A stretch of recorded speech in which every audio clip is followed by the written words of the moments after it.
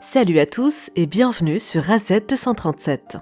Que ressentiriez-vous si vous ne pouviez vous rappeler que d'un seul moment de votre vie? Je suis sûre que ce serait assez frustrant. Mais saviez-vous qu'il y a une adolescente qui a cru que le 11 juin était tous les jours? Dans la vidéo d'aujourd'hui, je vais vous raconter l'histoire de cette adolescente. Regardons-la. Mais avant de commencer, voici la question du jour. Celui qui me fabrique me voit, et celui qui m'utilise me touche mais ne me voit pas. Qui suis-je? Donnez-nous votre réponse dans les commentaires. La réponse exacte vous sera donnée à la fin de la vidéo. N'hésitez pas à liker la vidéo pour nous encourager. Et si vous êtes nouveau sur la chaîne, abonnez-vous et activez la cloche de notification pour ne manquer aucune de nos prochaines vidéos. Riley Horner, une écolière de 16 ans, a vu sa vie changer en un instant, après avoir subi un traumatisme crânien qui lui faisait perdre la mémoire toutes les 2 heures et lui faisait croire que chaque jour était le 11 juin. En raison de sa blessure, il lui était impossible de se créer de nouveaux souvenirs. Son cerveau se réinitialisait toutes les 2 heures, ce qui lui faisait oublier tout ce qui s'était passé pendant ce temps. Cela signifie que Riley pensait que c'était toujours le 11 juin chaque matin quand elle se réveillait. Alors, que s'était-il passé le 11 juin qui a changé à jamais la vie de Riley?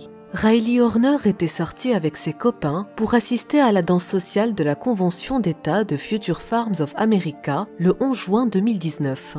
La convention FFA était un événement de 3 jours au cours duquel les lycéens pouvaient se rendre à un salon des collèges, entendre parler des entreprises agricoles et participer à un spectacle de talent et à une danse sociale. Elle s'amusait sur la piste de danse lorsqu'un autre élève, qui faisait du crowdsurfing, lui a involontairement donné un coup de pied à la tête et a atterri sur elle. Elle a été envoyée à l'hôpital pour y subir un traitement contre les commotions cérébrales. Sarah Horner a été informée que sa fille allait bien lorsqu'elle est arrivée à l'hôpital, mais lorsqu'elle l'a rencontrée, elle a remarqué que Riley ne se comportait pas comme elle-même. Elle a alors demandé qu'un scanner soit effectué sur sa fille, mais les résultats étaient normaux. Peu de temps après, elle est sortie de l'hôpital, mais sur le chemin du retour, Riley a commencé à avoir des convulsions sur la banquette arrière de la voiture. Elle a été ramenée d'urgence à l'hôpital, mais les médecins n'avaient aucune idée de ce qui n'allait pas, car tous ses examens étaient normaux. Elle a souffert de multiples crises suite à l'incident, ce qui a laissé perplexes les médecins qui l'ont d'abord prise pour une commotion cérébrale et l'ont renvoyée chez elle avec des béquilles. Elle croyait désormais que chaque jour était le jour où elle avait été involontairement frappée à la tête par un élève qui faisait du crowdsurfing ou un bain de foule lors d'une danse à la Convention agricole pour jeunes de l'Illinois. La famille de Riley a compris que quelque chose n'allait pas lorsqu'elle a eu des dizaines de crises et a dû retourner à l'hôpital à plusieurs reprises. Il nous assure qu'il n'y a rien d'anormal sur le plan médical, a déclaré la mère de Riley à WQAD. Ils sont incapables de voir quoi que ce soit. On ne peut pas voir une commotion cérébrale sur une IRM ou un scanner.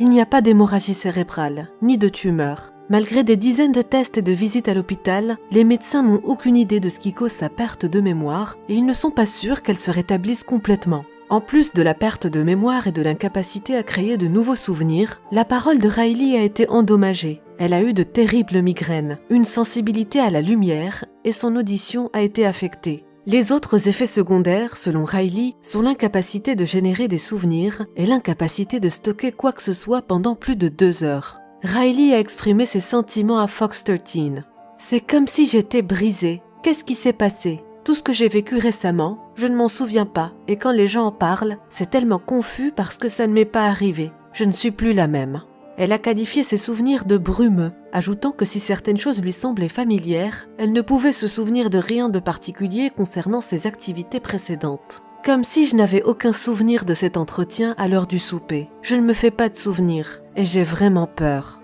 Elle compare son expérience à un film étrange, semblable à l'intrigue du film Groundhog Day de 1993, dans lequel un météorologue est piégé dans une boucle temporelle et se réveille chaque jour pour se retrouver à Groundhog Day.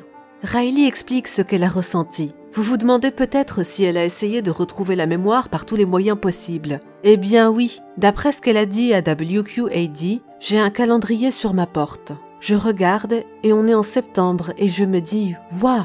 Elle se promène toute la journée avec un carnet, un cahier de texte et un crayon pour prendre des notes, car elle n'a aucune idée de l'endroit où se trouve son casier. Elle prend également des photos de tout à l'aide de son téléphone et règle une alarme toutes les 2 heures pour revoir les informations qu'elle a pu oublier. Pour garder la trace des jours et des mois, elle garde un calendrier dans sa chambre. Pourtant, sa famille s'inquiète de son avenir, même si la prise de notes et de photos semble fonctionner.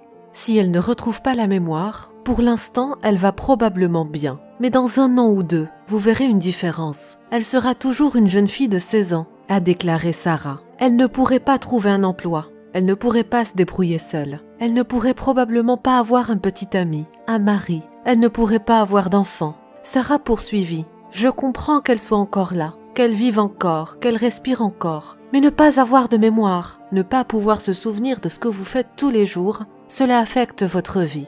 La vie de Riley semblait bien triste à chaque rendez-vous manqué chez le médecin. Et malheureusement, tous ses efforts pour retrouver la mémoire étaient vains. Elle ne se souvenait plus de rien de ce qu'elle avait appris en classe. Et elle était en train de perdre sa première année de lycée, ses amis et son petit ami.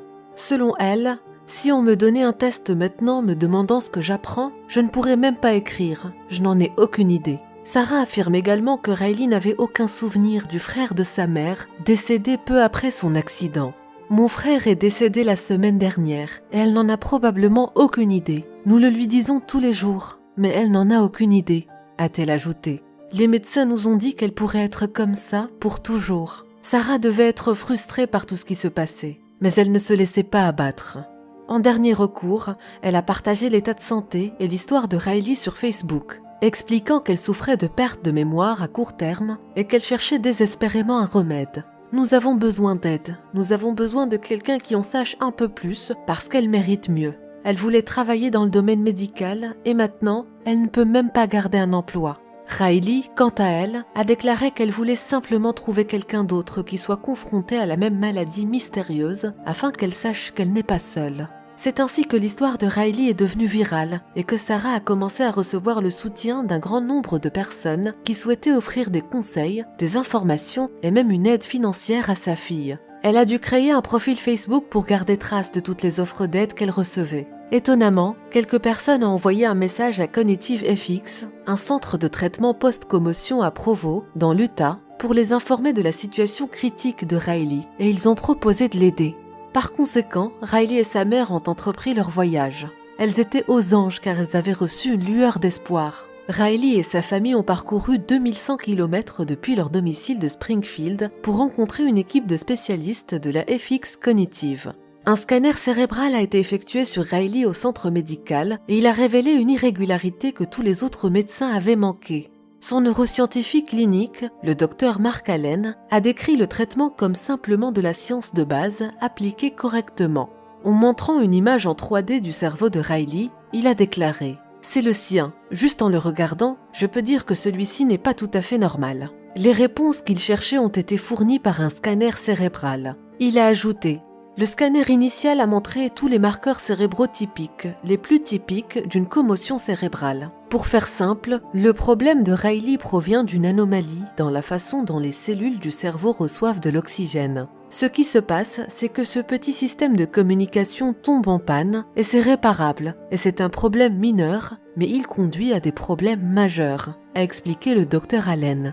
Le but ultime est de rétablir le service du système. Il pense qu'en s'attaquant aux anomalies du cerveau, les problèmes de mémoire seront résolus. Le docteur Allen et son équipe ont utilisé une combinaison unique de thérapie physique et mentale pour amadouer le cerveau de Riley et le remettre en état de marche.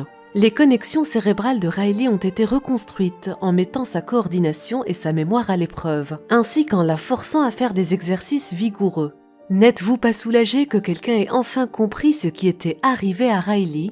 La plupart des patients se rétablissent cependant dans la semaine qui suit le traitement de 9 000 $ par semaine, mais Riley en a subi 2 et aucun n'était couvert par l'assurance de la famille. Fait intriguant, Riley a fait sa première avancée le 154e jour lorsqu'elle s'est souvenue de la raison de sa présence dans l'Utah. À la fin de sa 2e semaine, elle avait presque totalement recouvré la mémoire. Sa mère était folle de joie. C'est vraiment un miracle, je ne sais pas quoi dire d'autre. J'ai vu des choses ici et là, mais hier soir, j'ai vraiment compris que ma fille était de retour. Elle aura un avenir, a-t-elle ajouté. Riley a également déclaré que l'Utah va déjà tenir une place spéciale dans mon cœur. Même si je ne vais pas jusqu'au bout, ils ne vont pas me laisser tomber. Alors, je ne vais pas les laisser tomber. Je dois leur rendre l'appareil d'une manière ou d'une autre. Je dois leur rendre l'appareil parce qu'ils me rendent ma vie, a souri Riley. Elle a toujours voulu travailler dans le domaine médical. Elle veut maintenant être une neuroscientifique afin de pouvoir aider les autres de la même manière que les médecins de Cognitive FX l'ont aidée.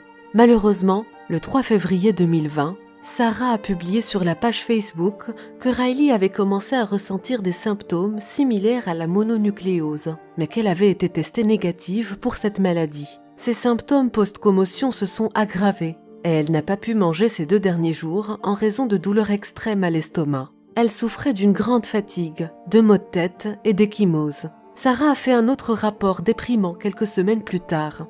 Les médecins de Riley l'ont informée qu'elle devait subir une endoscopie, mais elle ne pouvait pas en subir une car elle était trop faible. Elle avait perdu beaucoup de poids, mais après une séance par Skype, le médecin de Riley a conclu que l'incapacité de la jeune fille à consommer et à digérer les aliments était également due à un traumatisme crânien. Le médecin soupçonnait que Riley ne recevait pas assez d'oxygène circulant dans son diaphragme. Il a donc recommandé une série d'exercices de respiration pour aider à résoudre le problème. Heureusement, les techniques ont fonctionné et Riley a progressivement commencé à pouvoir manger davantage.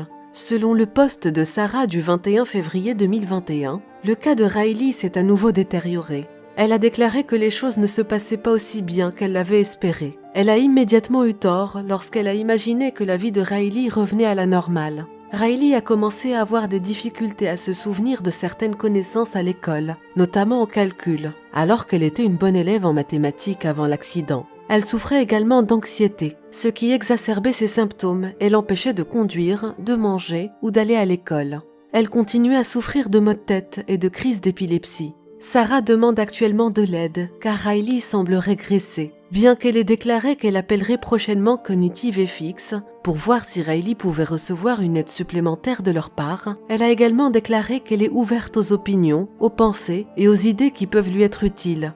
Sarah et Riley ont vécu des années difficiles, mais elle espère toujours trouver une solution. Elles n'ont pas l'intention de baisser les bras. Croyez-vous que Riley pourra un jour retrouver sa vie et sa mémoire ? Quelle est votre opinion au sujet de cette histoire? Dites-le nous dans les commentaires. Et maintenant, la réponse à la question du jour. Le livre de Braille. Bravo à tous ceux qui ont trouvé la bonne réponse. Nous voici arrivés au terme de cette vidéo. Merci de l'avoir regardée jusqu'à la fin. Surtout, n'oubliez pas de la liker et la partager autour de vous. À très bientôt sur AZ237.